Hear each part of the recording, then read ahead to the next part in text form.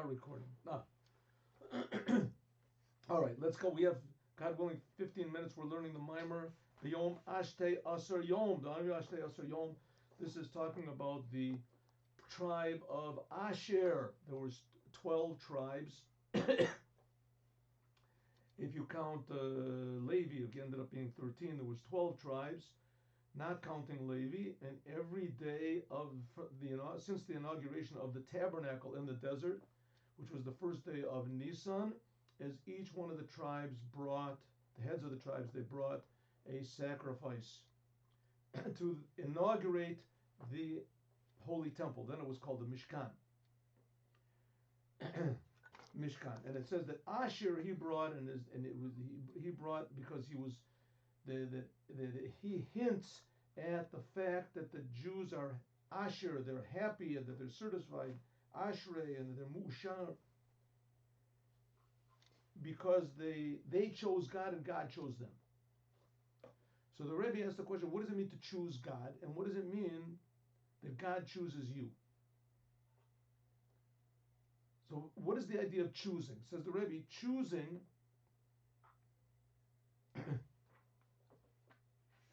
we can maybe see from this from an example that's given in the Midrash. It says once there was a great king that came into a country, maybe he came back to the country, and he came with his whole entourage, with all of his nobles and his princes and his dukes and his barons. And one person in the crowd said, I picked this baron. I'm going to try to get in good with him. And another person said, I picked a duke, this duke. I think I can get in with him. And I can have influence on him. And another one said, I'm going to choose the prince. He has these big names for the Estragiltine and these. Anyway, I'm going to choose the prince. There was one wise man, clever, and he said, I'm going to pick the king. Ana Nasiv Malka. I'm going to pick the king. So the Rebbe said, he said, and why? He said, because all of the others, they're here today and gone tomorrow. But the king, he's there eternally.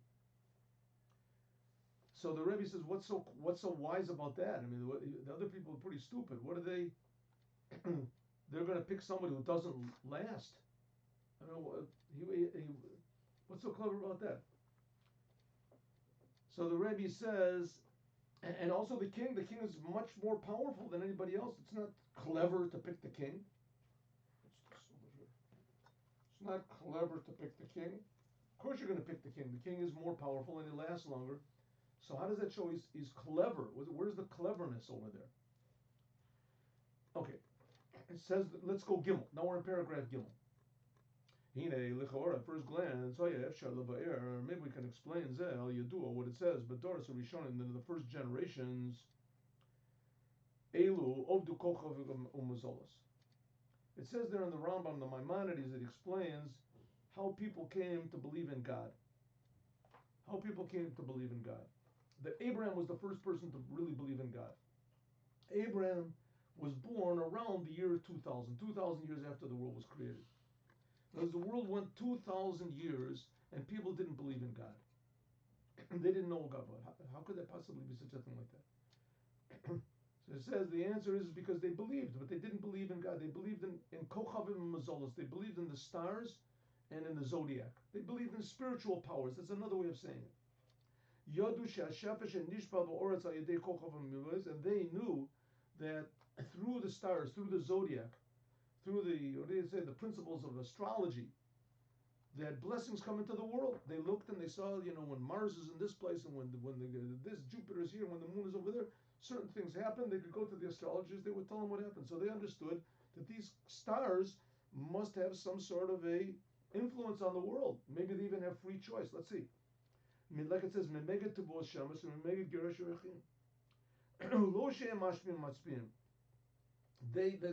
didn't think, in the earlier generations, they didn't think that these stars, they had actual free will and that they were actually calling the shots.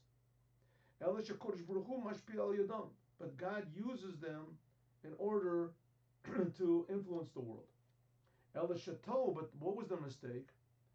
the fruit until Abraham, Shetau v'chashvu she'ashefa she'nishba mimenu yisbrich, they thought that this, all of the changes that occur in the world by means of God through the stars, hu b'bechirosam, the stars can choose whether to give this or not.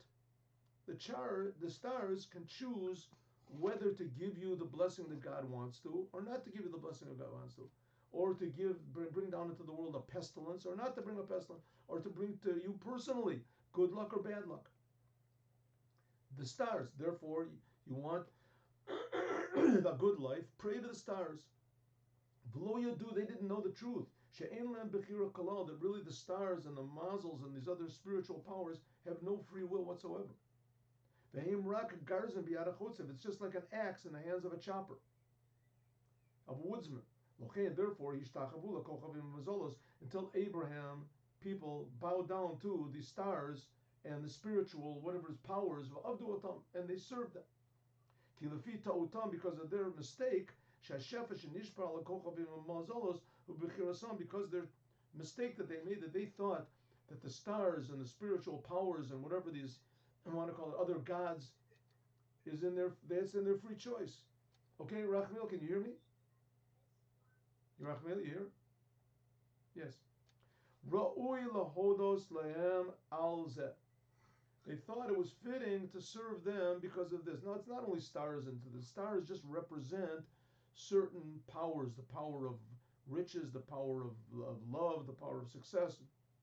Al der chamra damara tibusa l'chashaki. Like it says that even though the house owner, you go to a restaurant and there's a great chef and he cooks, but you don't know about the great chef. Don't know about the great chef. You know that there's the waiter comes and he gives it to you, and the waiter pretends like it's his food.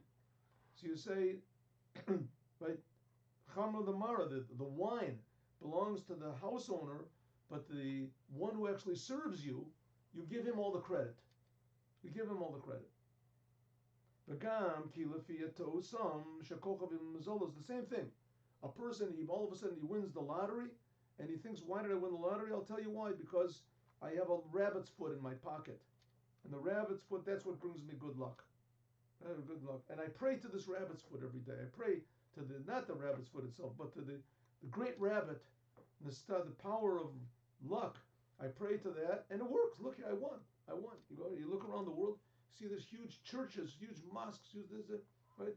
And the religious people, they can barely get a minyan, right? You see this? How does it work that way? So what do you mean? Because our religion works. Our religion is the right one. You can see how successful we are.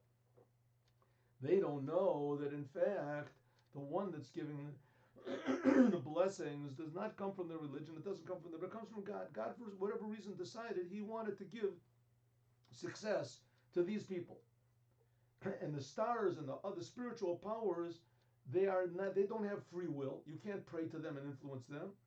That's their mistake. They think that the spiritual powers have free will.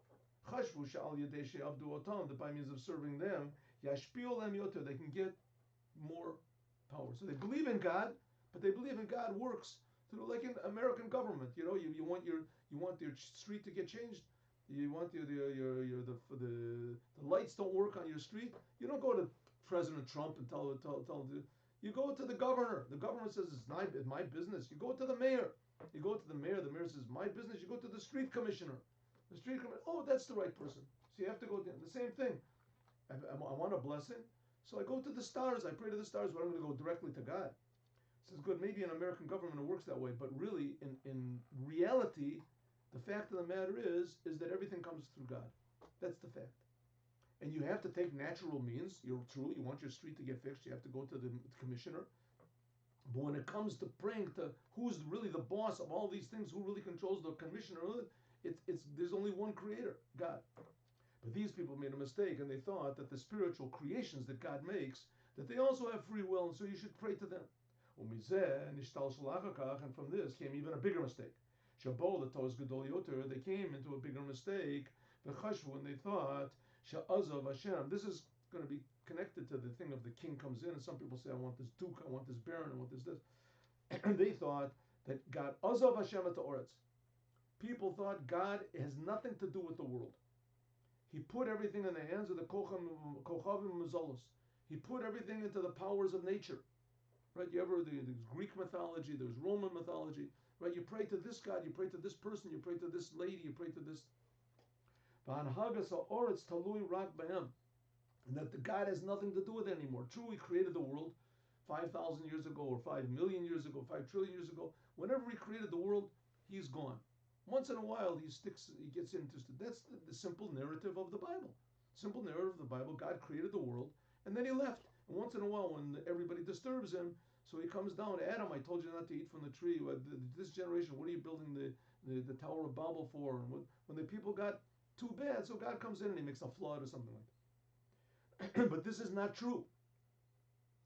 This can bring to a big mistake. Dugmas melech shemina sarim. It's like a king that picks his princes, his officers, his nobles, lahanigas a medina, to conduct the country. Hagam shezeh b'kocham sheb'nahanigas the medina. Even though that a king, right? We said the president of the United States, he picks. There are mayors and there's governors. This is because the king in America, it's democracy, but if it's in a monarchy, so the king picks people. God is a king, right? God is not a president, so God picks all these powers and things like that. Nature, but after God picks these things, He still is in control. But people say no, it's not so. People can make a mistake, and that's called idolatry. Hanhagas Medina al Yedei Asarim. The conduct of the country, the conduct of the world, they say, is by means of the stars, by means of powers, by means.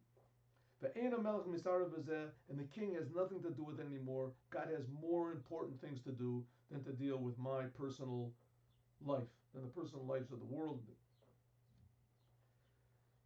So that is we have what's called shituf, and we have there's a mimer also by the Rebbe called Mayim Rabim, and in this he also goes into this idea. Okay, now this is a very even though they would say idolatry, who would do idolatry? This is a very, very tempting idea, and it's a very sort of logical idea. And in fact, this is what religion is all about. All of the religions are about praying to or serving or being aware of something that's above you, and knowing that your fate is not in your own hands. Everybody knows that no one knows what's going to happen tomorrow, and no one knows what's going to happen if you die. So people are anxious, and then there's people that don't believe in anything. They don't believe in anything. They don't pray. They don't pray anything. In a way, that's much worse. But here we're talking about the earlier generations before Abraham, and people either they said that God is the boss, but He works together with the stars and the planets and the other powers and the spiritual forces. And these spiritual forces they have free will, and we have to try to influence them. And then from that came to the point where these spiritual forces, they're the only ones, and God is completely separate. Came along Abraham, and he's still trying to do it now. Is telling the world, no, there is God, and there's a creator, and the creator is creating everybody, and the creator likes everybody, and the creator is protecting everybody, and he's helping everybody. Melech, Ozer, Moshe, Mogen. V'yesh lo more, they can say that which the non-Jews, Korim Oto Yisbrich B'Shem Elokad Elokai, they call him the God of gods. Nichlali, this is included in this two types. There are those that say that God exists. Here we say Shagam Elu Shechoshrim She'ozav Hashem et Oretz, that those the Gentiles or Gentile thought that think that God exists, but He completely left the world. It has nothing to do with the world. Korim Oto, they call B'Shem Elokai. They call Him that He is the God, but He's the God of the gods. In other words, He's a God, but He left the world in the hands of the other gods. But that He is not only is God above everything else, He's the creator, and He rules over them, but they think that no, good, God rules when He wants to, but He doesn't want to. The other gods, they're really gods. That these powers, and that's what's in the first of the 10 commandments, that's one of the explanations. The second of the 10 commandments, you should not have any other gods before me. And one of the explanations is there are other gods and there's other powers. God made other powers, but don't call them gods. Who lo mitzad atzmam elo mipnei shekodesh baruch hu natan lehem koach al zeh. But it's because God gave them power. Like for instance, Sari Melech, the ministers of the king, shemanigim at the Medina, that they conduct the country, mipnei shemelech mina otam, because the king chose them to do so. But but there are some people that they think that it's not so bad. Not that these stars and things they run on their own. They don't do it on their own. Gamma ta'od. There's others that think that the stars and the powers and the spiritual powers, they're not totally autonomous, but they do have free will. They do have free will. The ta'od, the shava, and we should pray to the stars, to the. Okay. Now all the religions in the world is very interesting. All the religions in the world, they all pray to some sort of a power other than the Creator. Other than the Creator. The Creator is one thing. Created the world a long time ago, and they pray to the Creator. Maybe we can say Islam might be different. Maybe we can say that Islam might be different. That they actually declare. In fact, that's their whole card. That's their whole power. Is that they're not like the other religions. That's what they say. They pray only to Allah, to one God. So in that way, it says that it's permissible for a Jew to go into a mosque and pray. They won't be making a mistake and thinking that he's praying to something else. But you can't pray when they're praying, because they don't pray to the God who took the Jews out of Egypt and not the God that gave the Torah. They don't think the God is right. Okay, let's leave that aside for a moment. We're talking about what is free will.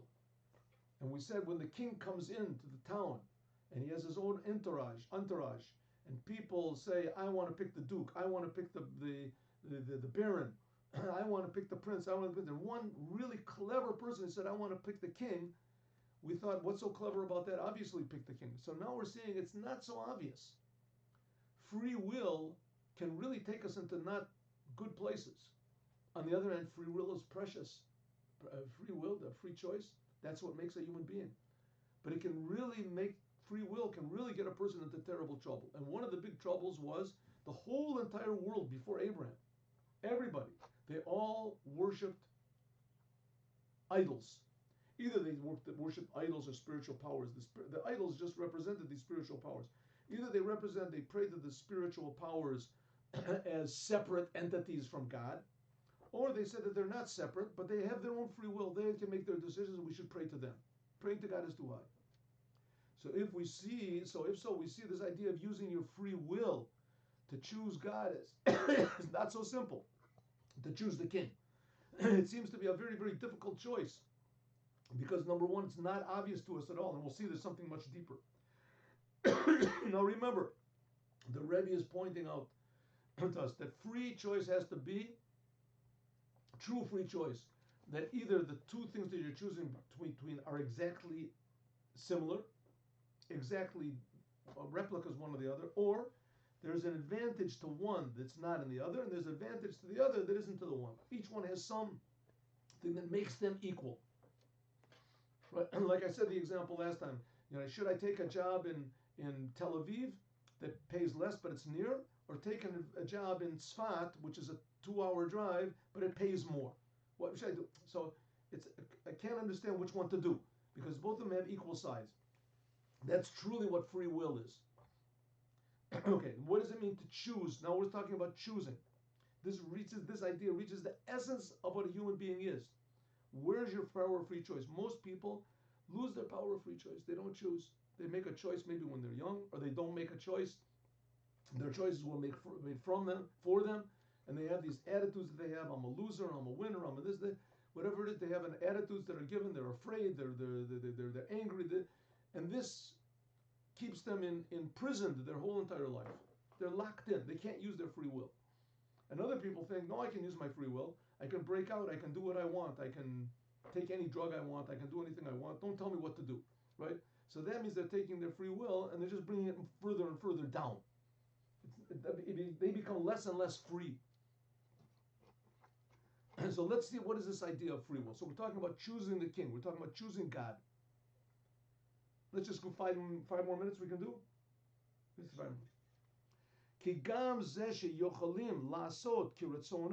fact is that they think that the stars and the powers, the spiritual powers, Really, God gives them power. God exists and God rules the world, but He rules it through them, and they have free will. This is a mistake.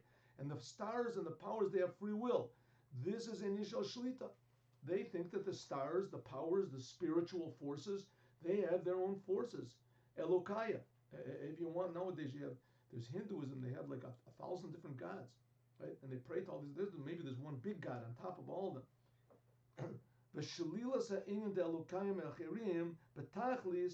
And this idea of negating the second of the Ten Commandments, not believing in anything except for the Creator of the universe. That's the fourth of the Ten Commandments. God created the world in 6 days, and they took us out of Egypt. And there's one Creator, and to only believe in the Creator. That's the second commandment. Don't believe in anything except for this God that took you out of Egypt and creates the world. This is only davka. This is only al yedei yediyah, only by knowing. Shekol ha'memutzoim, that all of these middlemen, heim rak kagarzen biyad hachotzev, that all these middlemen, this all of nature that we have, this amazing work of nature, it's only just like a hatchet in the hands of a person. For instance, a person could think, my mother and my father, they created me. Who created your parents? Their parents. One second, let's forget about this chain back. What about right now? Who's creating you right now? Who's creating your parents right now? How is things remaining in existence? Things just exist. What do you mean? There's this. Oh, no, it's not so. There is a creator that's creating everything right now, right? And everything that exists in the world, including your parents, including the forces of nature, your intellect, your id, your ego, your super ego, whatever we want to call it, they're all creations of God. Everything is a creation of God, right? Nothing can influence you that is not a creation of God. And all the things that influence you, they don't have any free will. They don't have free will. God is calling all the shots. You have to first of all understand that everything that exists only because God is making it exist. So Zesh Yisrael Yodim, that the Jewish people, they know the truth. Shekol ha'memutzoim, that all of these means that God uses, this whole seder, the whole ladder of chain of creation, Sha'al Yadam Bo Hashpa, that through this comes the different changes in the world. Himra Kagarzen B'yad hachotzev is just like a hatchet in the hands of a wood chopper. It's like a person chops wood all day, and when he comes home, the boss of the company says, "Here, I'm paying your axe. I'm going to give money to your axe, or the people who made the axe." What do you mean? I worked the whole day. He says, "Well, you didn't work. What do you mean you worked? The axe chopped everything down. The axe is what did all the work. You just stood there and you moved your arms. And the axe is what did the work, right? And it's to the axe and the people who make the axe. They're the ones that I'm grateful to. And that's ridiculous." He says, yeah, well, the same thing is in the world. Everything that happens in the world, luck, what they call mazal, the stars, the skies, all these things, it all comes from, right? What do you call it? They call it fate, destiny, all these things, nature. These are all just being created by God all the time. Everything is in the hands of God all the time. What are we supposed to do? If you want to pray, you want to change things, then pray to God. Pray to only the Creator. Serve the Creator. It's this that the Jews know that the whole world is just like an instrument of God, and God is really doing everything. The Creator, who mitzad gadol hadea shel hem. It's because you have to have a really big mind to know this, because it's against you. It's against what we see with our eyes, right? You go to used to be, now it's changing. You go to a physicist. You say God creates the world. What are you talking about? There's laws of nature. What are you talking about? You make the laws. These laws of nature, they determine what the world is. What about who made the laws? Okay, maybe God made the laws a long time ago, but now it hasn't got anything to do with it. Right? It's simple. Go to a biologist. Biologist will say, look in this, right? Look in this telescope, in this microscope. You can see all these little things. You want to tell me God is telling every one of these protozoas or one of these viruses what to do? Come on, what are you talking about? Doesn't make any sense. The world is screaming out that there's no God. Look at the stars. Look at the stars. Look at how many stars there are. You want to tell me God is creating all these stars? Doesn't make any sense. So what's the answer to that? The reply is, you're right, it doesn't make any sense. It doesn't make any sense because God is above sense. But the fact is that He's creating everything that there is in the world. In order to really realize this, you have to have a very big mind. You have to have a big mind. In fact, it's not intelligence. We're not talking about intelligence. We're talking about awareness. she'em ro'im et ha'penimiyut. There's some people that can see the inside. Sometimes only old people, old ladies especially, they can see the inside better than anybody else. Shahari bechitzoni is near because in the external it seems it seems that the world is being conducted by means of physical or spiritual forces. Because these spiritual or physical forces have the advantage. If God picked these powers to rule the world through, so they must be pretty special. Like a rich person says, what does a rich person say? Good, maybe God exists and God is the boss, but if God picked me to give me money, I must be really superior. I must be better than everybody else. And I deserve more. Right now that I'm thinking about it, I don't think that it's enough that I have $20 million in the bank. I should have 50 million. I should have 100. I think that God owes me. And everybody agrees with him. People agree with him. Oh yes, Mr. Gross, you're right, 100%. You have the money. You're the boss. You're the business. They bow down to him to do anything. You're saying that the angels, which is who you're really talking about, they have self-awareness. Yes. That they could have, that they could even. You're describing a situation where their self-awareness grows to freedom of choice, but they don't have Oh, that. that's the mistake, right? That's the mistake. The Rambam says that all the angels, for instance, the angels have awareness. It says that each one of the stars also has an awareness. It has a consciousness. They have consciousness, They don't have a freedom of choice. but they don't have freedom of choice. So how could they possibly think that they are something that gives authority? Because you're making the analogy between the angels. You're talking about like this business guy. Right. Who decides, well, maybe it's really me, but an angel can't think that. No, the people think that. The people think that, right? The business. You were talking about the powers behind that. And right, the businessman, he's a human being, so he can make the mistake, right? He can make a mistake.